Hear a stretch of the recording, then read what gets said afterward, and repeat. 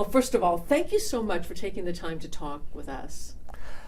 Patrice, you and I have known each other for so many years, we won't mention it, but it's a pleasure. Thank you for having me.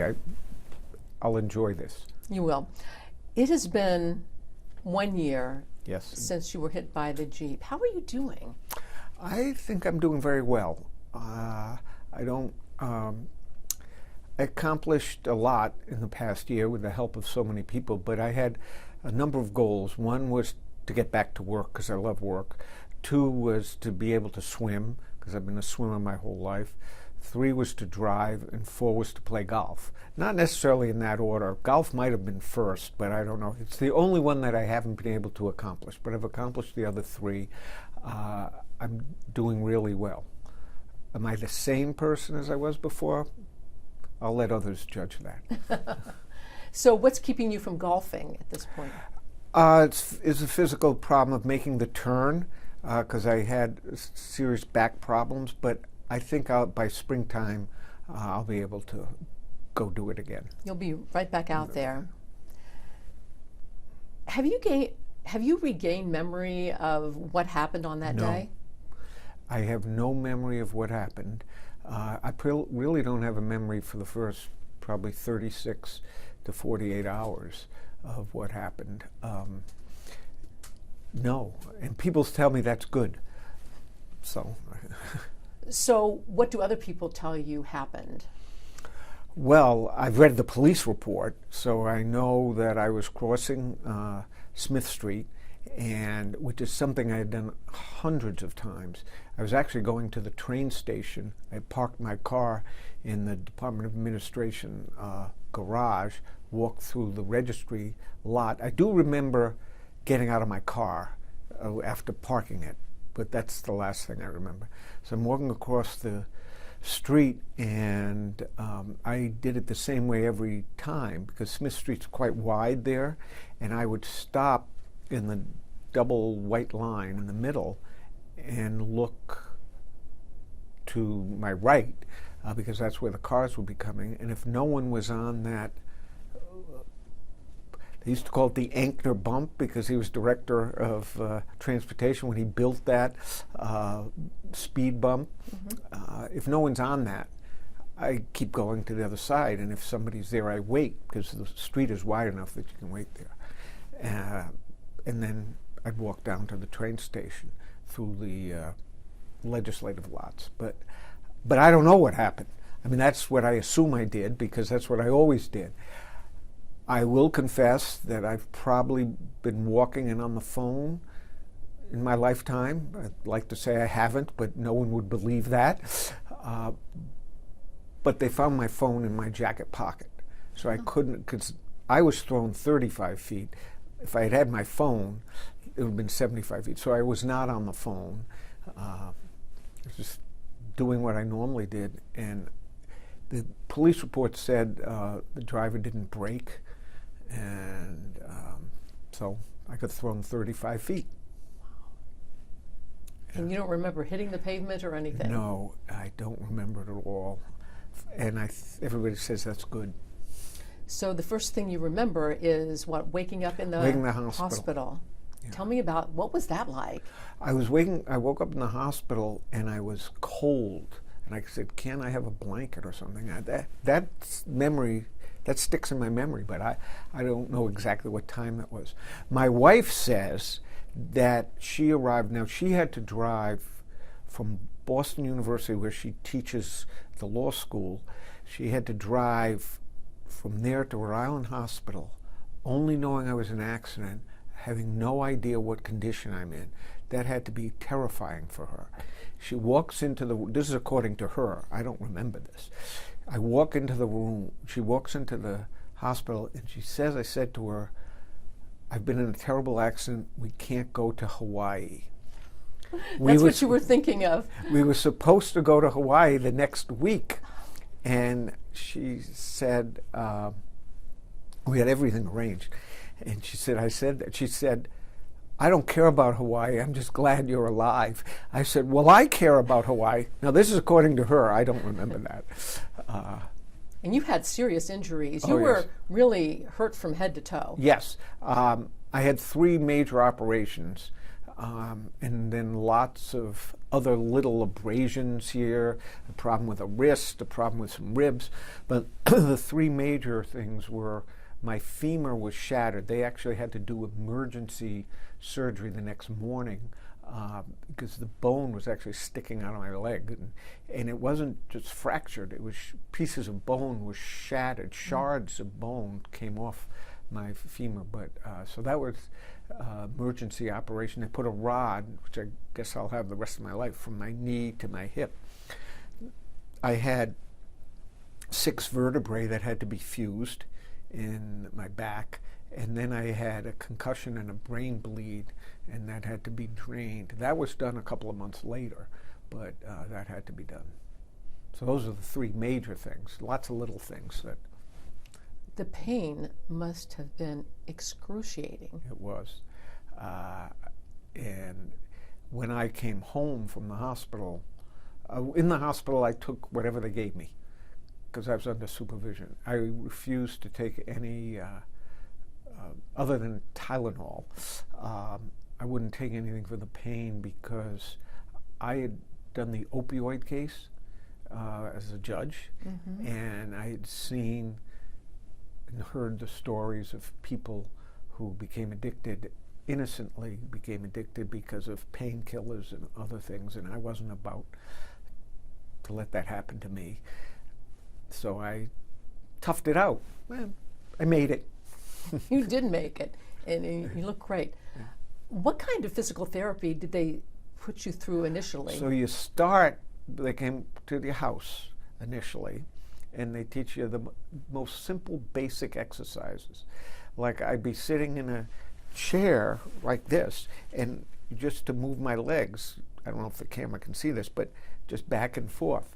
And then you'd do other exercises, just standing up and back on a chair, standing up and down, doing leg, because my leg was the biggest problem, because I lost all the muscle in the leg as well because of the operation and everything they had to do. So it'd be pretty basic. Then I did that for a few weeks, and then I went to outpatient physical therapy 3 times a week, and they worked me hard. That was a little more different. So some of the same exercises, but like putting ankle weights on, and I still do them, but I'm up to 8 pounds on an ankle weight. I started with 1 pound ankle weights, and now I'm doing 8 pound ankle weights. But and other types of exercises I do now, strengthening my upper body, balancing, because I had no balance. We do balancing exercises, and I'm getting much better because they actually measure you periodically, and they tell me I'm made good progress, but I'm still not 100%. I didn't realize this, but you know, if you close your eyes, you can't balance yourself as well. So some of the exercises I do fine when my eyes are open. Then they say, "Okay, now close your eyes," and then I start teetering. But you must be a good patient, and you're always pushing yourself too, aren't you? Yes. When they would tell you to do, 20 reps, how many would you do? 30. I had a friend who, at the very beginning, had been through a terrible traumatic accident, and he called me up and he said, "Whatever they tell you to do, do more." And I adopted that theory. So, yeah, if they say do 10, I do 15. If they say 20, I do 30. It's human nature when there's a catastrophe to get a little depressed about it and think, gee, why did this happen to me? Was there ever a point when you were in the hospital or after you came home where you had a hard time getting your positive attitude going? Yes, but fortunately it was early. I'd say it was the first week to 10 days. One day I woke up in the hospital and I said, "Why me?" And I thought about it for 15 seconds. And I said, "That's the stupidest question you can ask." Because it was me. It had happened. And I had a choice. You could be depressed, or you could get better. And I took the route of getting better. And I didn't do it alone. I mean, not only the professionals like a PT, the support I had from my wife, she was unbelievable, my family and friends and people I didn't even know. People were rooting for me, and they'd send me cards and or texts or emails, and that really made a difference. If you had asked me before, Patrice, would that make a difference? Intellectually, I'd say, well, why? And I was so wrong. It made such a difference. When I'd get a text from somebody, whether it be a friend or a stranger, strangers didn't really, more sent me cards, it would just lift me up and say, well, I got to do this for that person. People are rooting for me. I have an obligation to get better. It didn't. I got a card from a juror. I still don't know the person because they didn't say what case. If they had said what case, I might have remembered them, but I didn't know that. And then the one, I tell this story all the time. I got a St. Jude card. And even though I'm Jewish, I knew who St. Jude was. And I open it up, and it's a prayer card, but there's a note in it. And wishing you well, thinking of you, thoughts and prayers with you, etc. Your favorite cashier at the Middletown CVS. That meant so much to me, because this is a person who I didn't know she knew my name. And I didn't know her name. I do now, but I didn't then. And but she took the time and had to buy the card, mail it to me. Oh, she did say, I had to Google your address. Hope this gets to you. But those things really mattered. When you were in Spalding Rehabilitation Center, did any of the people there inspire you as far as other patients who have gone through equally catastrophic events? It's actually less inspiration as it was. There were people a lot worse off than I am. Spalding, first of all, I rave about the place. The people are great, and the facility is A+. But there were people who might never talk again, who might never walk again, who had such, you could see the physical problems they had. And I said, you know, I'm lucky. I'm going to get better. I'm going to figure a way to get better. And so, yes, to see that it could have been so much worse, that helped. How have you changed? I think I just appreciate life more. I mean, I always loved my life. I have had a very lucky, good life, but now every day it just feels good. You know, a lot of people say, great to see you, or I'm glad to see you. And I said, I'm glad to be seen. And you look at it that way. Yeah. I mean, there's no question. I was lucky. It could have been a lot worse. I could not be here talking to you. Now, you weren't in the crosswalk when this happened. No, have you changed your behavior when it comes to crossing the street? Yeah, and not being in the crosswalk, but I was very careful, as I said, all the time in crossing, and it was a wide street. But be that as it may, yes, now I look for the crosswalk. My wife and I were somewhere where the light, the walk light, you know, has so many seconds. You see one of those lights, and it got to 6 seconds, and she started to cross the street. I said, "Oh no, I'm not going to make it in 6 seconds. We're waiting here." Yeah, we're going to wait. Yeah. Right. So, what advice can you give to somebody who maybe doesn't have so many family and friends around to encourage them if they're going through a tough time? What advice would you give them? Be positive, have a positive attitude, work hard to get better and to improve, but look for the support system, whether it may not be as large as mine was, but everybody has to have some support system, I would hope, or reach out and find it, whether it's from professionals or just someone you know. Yeah.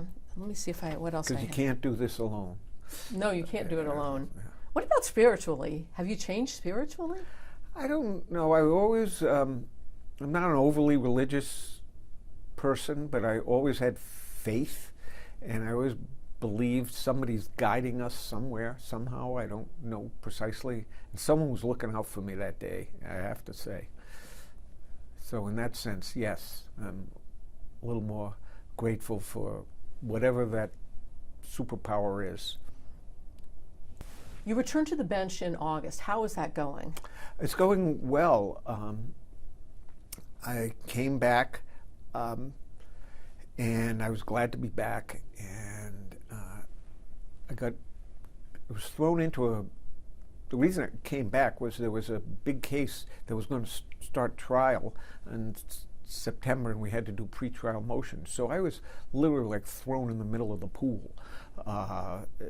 We started working right away from August 15th on, and it felt great to be able to interact. And I had done some very limited amount of interaction with lawyers by Zoom during the 6 months, but it felt so good to be there, and it felt good to know that cognitively I thought that I was doing fine. I'll leave it to others to judge. Mm-hmm.